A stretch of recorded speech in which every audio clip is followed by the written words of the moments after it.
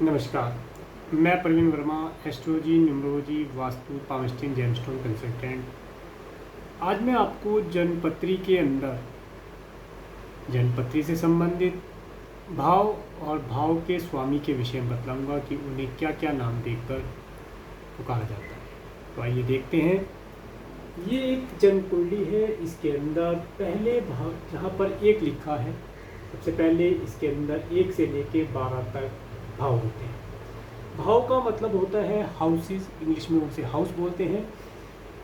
First house, second house, third house, fourth house, fifth house, six house, seventh house, eighth house, ninth house, 10th house, 12th house and 11th and 12th house.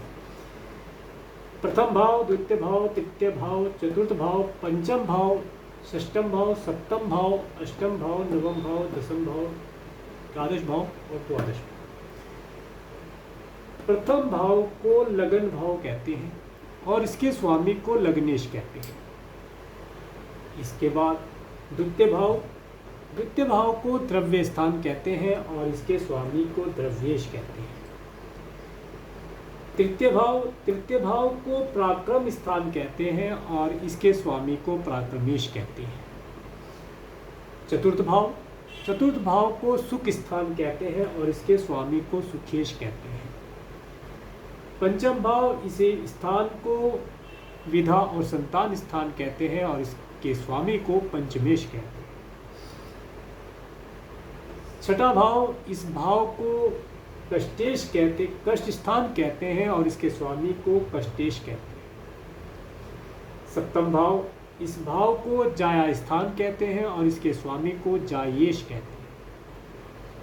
अष्टम भाव, इस स्थान को मृत्यु स्थान कहते हैं और इसके स्वामी को मार्केश कहते हैं। नवम भाव, इस भाव को भाग्य स्थान कहते हैं और इसके स्वामी को भाग्येश कहते हैं। दसम भाव, इस भाव को कर्म स्थान कहते हैं और इसके स्वामी को कर्मेश कहते हैं। 11 भाव, इस भाव को लाभ स्थान कहते हैं और इसके स्वामी को लाभेश कहते हैं। 12वां भाव, इस भाव को व्यय स्थान कहते हैं और इसके स्वामी को व्ययश कहते हैं। अब हमने देखा कि जिस प्रकार से इन भावों के नाम और स्वामी दिए गए हैं, उसी प्रकार से हम इन भावों से उन चीज़ों का ही ज्ञात करते हैं। जैसे प्रथम भाव को लगन भाव कहते हैं, तो लगन भाव का मतलब है कि व्यक्ति का अपना शरीर वह किस प्रकार का दिखता है, किस प्रकार की उसकी नेचर है, किस प्रकार का उसका व्यक्तित्व है। इन सब बातों के विषय में प्रथम भाव से देखा जाता है। द्वितीय भाव, जिसका नाम द्रव्य स्थान है और इसके स्वामी को द्रव्येश कहते हैं, इस स्थान से हम व्यक्ति के पास कितना धन होगा, वह जीवन में कितना धन कमाएगा, इन सब चीज़ों के विषय में देखते हैं। तृतीय स्थान, जिसे इस स्थान को पराक्रम स्थान कहते हैं और इसके स्वामी को पराक्रमेश कहते हैं, इस स्थान से हम ये देखेंगे कि व्यक्ति जीवन में कितना पराक्रम करेगा और पराक्रम के बल पर अपना जीवन व्यतीत करेगा। चतुर्थ स्थान, इस स्थान को सुख स्थान कहते हैं, इसके स्वामी को सुखेश कहते हैं। तो इस स्थान से, चतुर्थ भाव से हम व्यक्ति के जीवन में कितना सुख होगा, इस बातों के विषय में क्या करें। पंचम स्थान, जिस स्थान के माध्यम से व्यक्ति कितनी विद्या प्राप्त करेगा, कितनी उसके संतान होंगी, इत्यादि बातों के विषय में जानकारी प्राप्त करते हैं। छठा भाव, इस स्थान को कष्ट स्थान कहते हैं, इस स्थान के स्वामी को कष्टेश कहते हैं। तो इस स्थान के माध्यम से हम व्यक्ति के जीवन में कितने प्रकार से कष्ट आएंगे, कितने प्रकार से रोग इत्यादि आएंगे, उन सब चीज़ों के विषय में जानकारी प्राप्त करते हैं।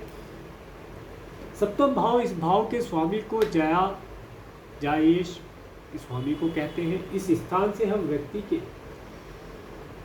पति या पत्नी के विषय में जानकारी प्राप्त करते हैं और उसके जीवन में जो पार्टनरशिप है, उन आदि बातों का निर्णय सप्तम भाव के आधार पर करते हैं। इसके साथ ही अष्टम भाव जिसे मृत्यु स्थान कहते हैं, इसके स्वामी को मार्केश कहते हैं। मार्केश अष्टम स्थान, अष्टम भाव के आधार पर हम व्यक्ति की आयु के जीवन में कितनी आयु प्राप्त करेगा, इत्यादि बातों के विषय में जानकारी प्राप्त करेंगे। नवम भाव, इस स्थान को भाग्य स्थान कहते हैं और स्थान के स्वामी को भाग्येश कहते हैं। तो इस स्थान से हमें पता चलता है कि व्यक्ति का भाग्य कैसा रहेगा, जीवन के भाग्य के बल पर कितनी उन्नति प्राप्त करेगा, इन बातों के विषय में जानकारी प्राप्त करते हैं। दसम भाव ये कर्म स्थान है, कार्य क्षेत्र है, इसके स्वामी को कर्मेश कहते हैं। दसम स्थान के आधार पर हम व्यक्ति के जीवन में किन किन कर्मों को करने से वह अपना जीवन यापन करेगा, उन सब चीज़ों के विषय में जानकारी प्राप्त करते हैं। 11वां भाव, इस भाव को लाभ स्थान कहते हैं और इसके स्वामी को लाभेश कहते हैं। इसके आधार पर हम व्यक्ति के जीवन में वह कितना लाभ प्राप्त करेगा, इन बातों के विषय में जानकारी प्राप्त करते हैं। इसके साथ ही द्वादश स्थान 12वां भाव, इसे व्यय स्थान कहते हैं, इसके स्वामी को व्ययेश कहते हैं। तो व्यक्ति जीवन में जितना भी धन कमाएगा या अपनी आयु को किस प्रकार से व्यय करेगा, धन को किस प्रकार से व्यय करेगा, उन सब बातों के विषय में हम द्वादश स्थान से 12वें भाव से देखते हैं।